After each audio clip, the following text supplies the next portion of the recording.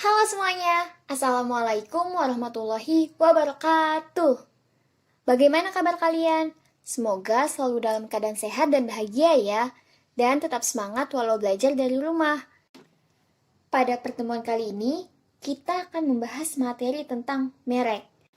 Tanpa berlama-lama lagi, mari kita masuk ke pembahasan materi dan simak video ini sampai selesai. Nah, materi yang pertama itu adalah pengertian merek menurut para ahli. Yang pertama itu ada pengertian merek menurut Philip Kotler, yang dimana Philip Kotler mengatakan bahwa merek adalah sebagai tanda yang wujudnya yaitu gambar, nama, kata, huruf, angka, dan susunan warna yang mempunyai daya pembeda yang dipakai dalam dunia usaha perdagangan dan jasa. Sedangkan menurut Jaslyn Saladin, merek itu berupa sebuah nama, istilah, tanda, lambang atau desain yang dipakai untuk identifikasi barang atau jasa dari seorang penjual, yang fungsinya sebagai pembeda barang atau jasa dari produk pesaing usaha.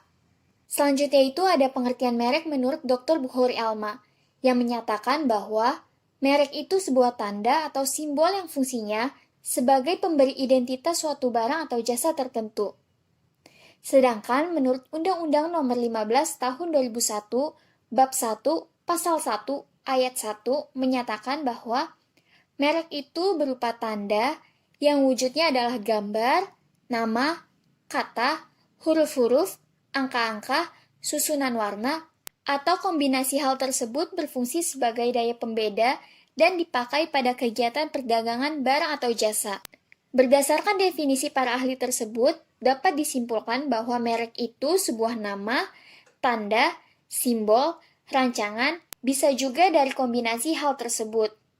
Merek itu dibuat untuk mengidentifikasi barang atau jasa dari seseorang dalam hal membedakan produk. Wujud dari merek bisa seperti logo, nama, merek dagang, dan simbol lainnya. Perlu kalian ketahui, dalam merek terdapat 4 bagian.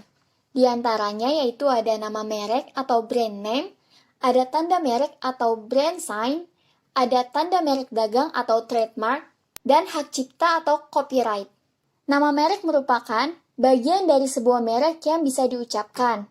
Sedangkan tanda merek adalah bagian dari sebuah merek yang bisa dikenal, tetapi tidak bisa diucapkan.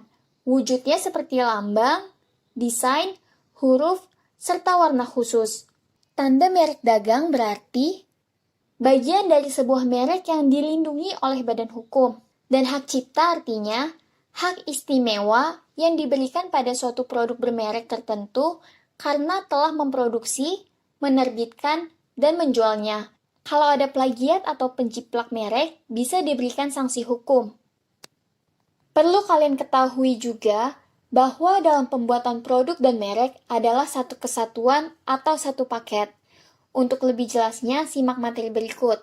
Yang pertama yaitu adalah posisi produk. Posisi produk yaitu penempatan produk yang difokuskan pada pikiran konsumen berdasarkan atribut penting yang ada kaitannya dengan produk pesaing.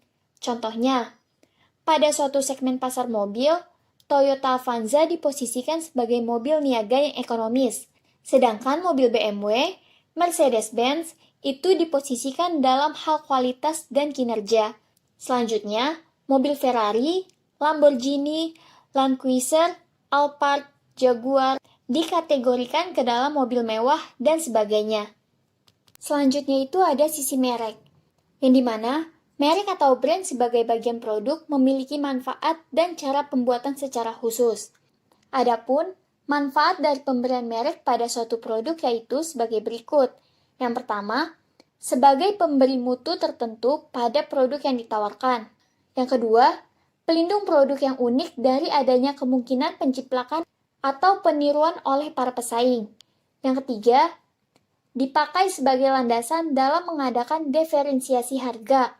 Dan yang keempat, mempermudah dalam penanganan produk yang dipasarkan.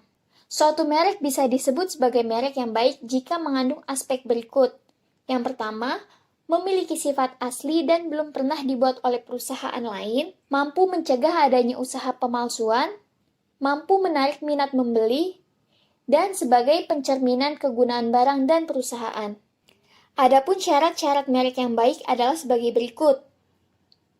Yang pertama, sebagai alat promosi dan alat pembeda barang yang diciptakan suatu perusahaan dengan hasil perusahaan lain. Yang kedua, mudah diingat oleh para konsumen.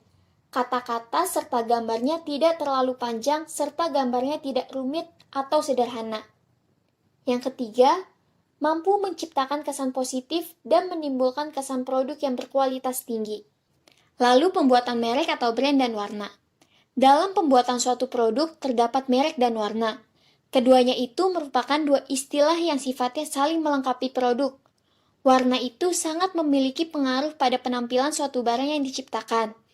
Jadi, bagi pihak produsen harus mengetahui warna yang paling disukai para konsumen di daerah. Dikarenakan, pada tiap daerah pada umumnya memiliki kegemaran yang menonjol terhadap suatu warna seperti biru, kuning, dan sebagainya.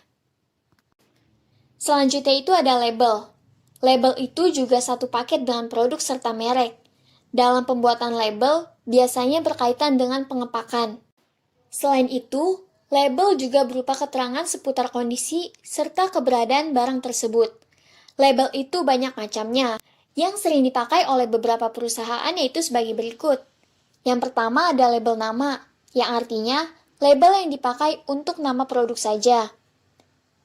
Yang kedua, grade label, yang artinya label yang dipakai sebagai penunjuk tingkat kualitas yang dikandung suatu produk. Yang ketiga, descriptive label, yang artinya label yang dipakai sebagai keterangan tentang produksi. Biasanya memuat tentang pemakaian, informasi susunan atau komposisi produk, cara penyimpanan, dan lain-lain. Baik, untuk materi pada hari ini cukup sekian. Semoga apa yang saya sampaikan dapat bermanfaat untuk kalian. Dan apabila ada pertanyaan, bisa kalian ajukan di kolom komentar atau di WA Group. Terima kasih, selalu jaga kesehatan dan tetap semangat. Wassalamualaikum warahmatullahi wabarakatuh.